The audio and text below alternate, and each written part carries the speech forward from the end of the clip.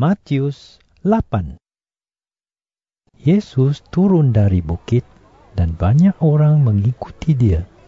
Lalu seorang berpenyakit kulit yang mengerikan datang dan berlutut di hadapannya. Dia berkata, "Tuan, jika Tuan sudi, Tuan dapat menyembuhkan saya." Yesus menghulurkan tangannya, lalu menjamah dia dan berkata, "Aku mau, sembuhlah." Seketika itu juga, penyakitnya tiada lagi. Lalu Yesus berkata kepadanya, "Dengarlah, jangan beritahu sesiapa pun hal ini. Tetapi pergilah kepada imam dan mintalah dia mengesahkan kesembuhanmu.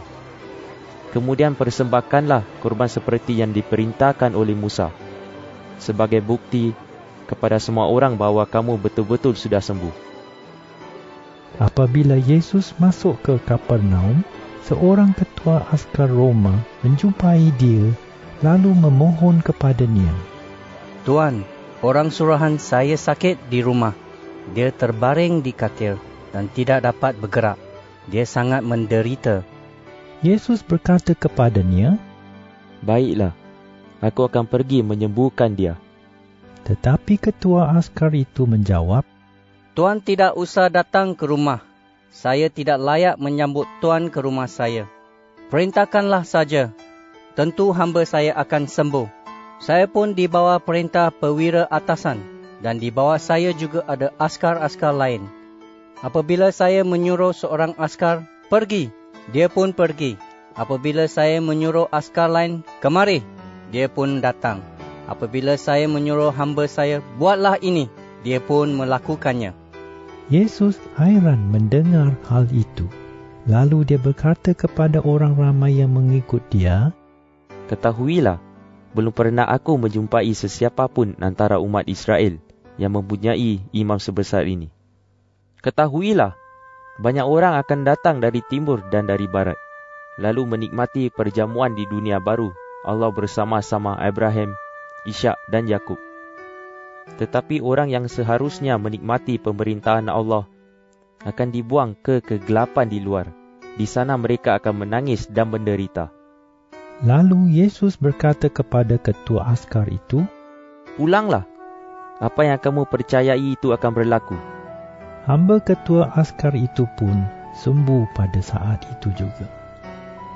Yesus pergi ke rumah Petrus. Di situ dia melihat ibu mentua Petrus sedang berbaring di tempat tidur kerana demam. Yesus menjamah tangannya, lalu demamnya hilang dengan serta-merta. Dia pun bangun lalu mula melayani Yesus. Apabila hari sudah petang, orang ramai membawa banyak orang yang kerasukan roh jahat kepada Yesus. Yesus mengusir roh-roh jahat itu dengan sepatah kata sahaja. Dia juga menyembuhkan semua orang sakit. Yesus melakukan semua itu supaya berlakulah apa yang dikatakan oleh Nabi Yesaya. "Dia menanggung penderitaan kita dan menyembuhkan penyakit kita." Yesus nampak orang ramai di sekelilingnya. Lalu dia menyuruh pengikut-pengikutnya pergi ke seberang tasik. Seorang guru Taurat datang kepada Yesus dan berkata, "Guru, saya bersedia mengikut guru ke mana saja guru pergi." Yesus menjawab, "Serigala mempunyai lubang dan burung mempunyai sarang. Tetapi anak manusia tidak mempunyai tempat untuk berbaring dan berehat." Lalu seorang pengikut yang lain berkata, "Tuan, izinkanlah saya balik terlebih dahulu untuk menguburkan jenazah bapa saya." Tetapi Yesus menjawab, "Ikutlah aku, biarlah orang mati menguburkan orang mati mereka sendiri." Yesus menaiki sebuah perahu dan pengikut-pengikutnya pergi bersama-sama dia. Tiba-tiba ribut membadai dan melanda tasik itu sehingga ombak memenuhi perahu. Tetapi Yesus sedang tidur. Oleh itu, pengikut-pengikutnya pergi kepadanya lalu membangunkan dia. Mereka berkata, "Ya Tuhan, selamatkanlah kami. Kita hampir mati. Yesus menjawab, Mengapakah kamu takut? Mengapa kamu kurang percaya kepadaku? Lalu Yesus bangun dan menengking angin dan ombak itu. Dengan segera tasik itu menjadi tenang sekali. Para pengikut Yesus hairan. Mereka berkata, Angin dan ombak pun taat kepada perintahnya. apabila Yesus tiba di seberang tasik di daerah Gadara, dia didatangi oleh 2 orang yang dirasuk roh jahat. Mereka keluar dari gua kubur dan mereka sangat ganas, sehingga tiada sesiapa pun berani lalu di situ. Apabila mereka melihat Yesus, mereka berseru, Apakah yang akan engkau lakukan terhadap kami, hai anak Allah? Adakah engkau hendak menghukum kami sebelum waktunya? Tidak jauh dari situ, ada kawanan babi yang sedang makan.